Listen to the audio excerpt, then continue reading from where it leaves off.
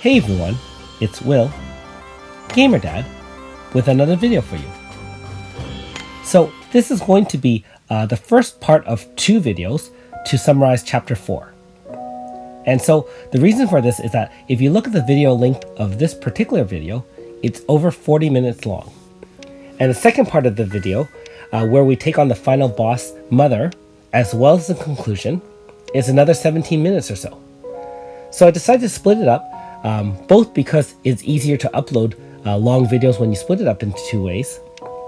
As well, for those who want to go directly to the boss battle and kind of see the strategies of that, they can watch the second video instead.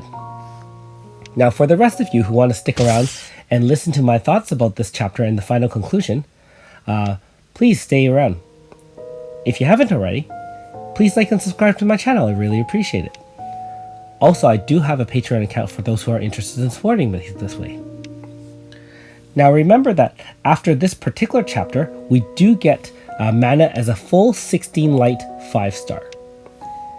Also, don't forget, after finishing the 4 chapters, you can still grind for those friendship points and the game bugs within Lord of Mana. So that part of the game still becomes accessible.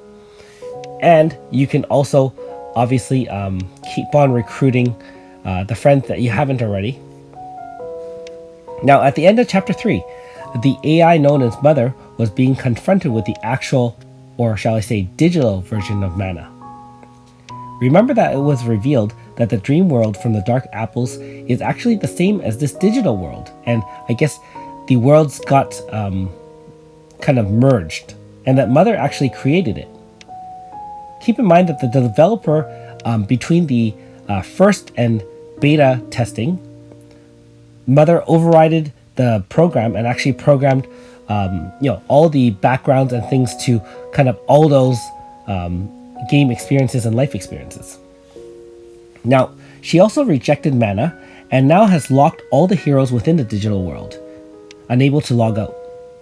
So remember that once you start chapter 4, you can't really escape this world and do other things in your, the regular part of the game. So be prepared. So if you do have red keys or green keys that are overflowing, make sure you either set aside a couple hours to finish this particular chapter 4, or burn those ahead of time and then go back to it once you have time.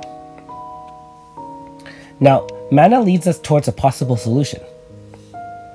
Unfortunately, Mother thwarts us, but the ever-resourceful Iska has an idea to escape through the sky of all places. Now, during the next part of this, scene, make sure you speak to everyone, because remember that these parts may not be able to be revisited again, and the dialogue certainly deepens the RPG experience. I know there has been a lot of talk on the Reddit boards and probably other game forums as well as to the pluses and minuses of reading all the dialogue.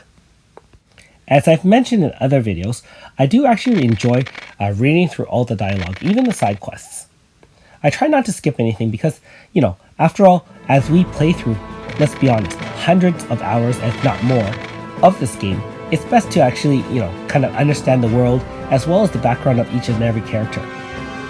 And the worst part is, like I said, so far, the developers of Another Eden has not allowed us to kind of revisit these areas where we can actually play the dialogue. So keep that in mind if you do enjoy role-playing games and the whole background about it, to read as much as you can, especially in areas that do disappear once you finish the chapters. Now later on, Claude puts on his big boy pants and uses one of his prized Duan Helios shots, and you saw that in ID8 Part 2. Again, Claude is one of those 5 stars I don't have, so it's nice to see his special moves in action. And of course, Saki pitches in with her own special moves, the Absolute Zero Chain. Everyone on the team has their part to get his Mina back into the real world. I will say, I really loved this part, both for the graphics and the drama and the sacrifices. Now later on, his Mina arrives in the real world and is alone because the vast majority of IDA and its population is locked within the game. I can certainly feel the despair as Hismina, because the writers did a very good job with the dialogue. And yet, her inner strength shines through. Man, once I, get to this point, I want to have her so bad. And not in a creepy way. She needs to handle the situation before her, and she does so masterfully. So Hismina heads to the IDEA headquarters, and somehow Mana pops up on her digital holoscreen. And I guess over her years of being kind of locked within this digital/dream world, she finds her way and is easily able to navigate through the different areas of the world until Mother kind of locks her out. And she does help Hismina locate Mana's real-life body at the hospital. You'll also see in one scene that even Mayu from IDA, and you will remember her from part 2 where she is quite weak. She actually exhibits some strong behavior here as well. Later on, Mana infiltrates the hospital computers and guides Hismina via an elevator to the secret basement that we've never seen before. And it's here where Mana's actual body was suspended in a cold sleep state. So she's exactly the same, age-wise, as in her dream world, even though over 30 years have passed. Of course, in Japanese RPGs, it would be like that. What else would have happened? Now, Hismina finally tastes the dark apple, and she and Mana share a moment. So we enter Hismina's dream world, and I will say that her dream world is so beautiful, and the music is new and very delicate. Now even my wife noticed the change in mood and tone as I was playing next to her. Blue is one of my favorite colors. So we get back into her dream world that we were locked out of with the help of Mana. And once we get her as a 5-star, she's going to be so awesome when she finally joins our real team. Now Mana and Hismina find a way to get everyone to escape the dream world within a virtual world. Again, this reminds me of the movie Inception, where you have there are so many layers upon layers of worlds. Now, if you haven't ever watched Inception, I will say I highly recommend watching it. It's very interesting and very complex. And again, for those who haven't watched it, I won't spoil the ending, but certainly please check out that movie. You'll be very surprised at how awesome it is. After we arrive and revive the rest of the heroes, they then formulate a plan to save the rest of IDA and find Mother to confront her. So we do get to revisit Hismina's world, and again, I love the world and the music. Now, we're now here in real form, so remember that we're not playing the Lord of Mana version, and we're actually fighting new mobs for Chronostones awards. So again, you can fight for 20 or 100 and get those Chronostones reward that way as well. So they're all level 65 and they do have various weaknesses, most noticeably Slash. There are also another new horror for stone rewards, and just a reminder that that's 20 stones.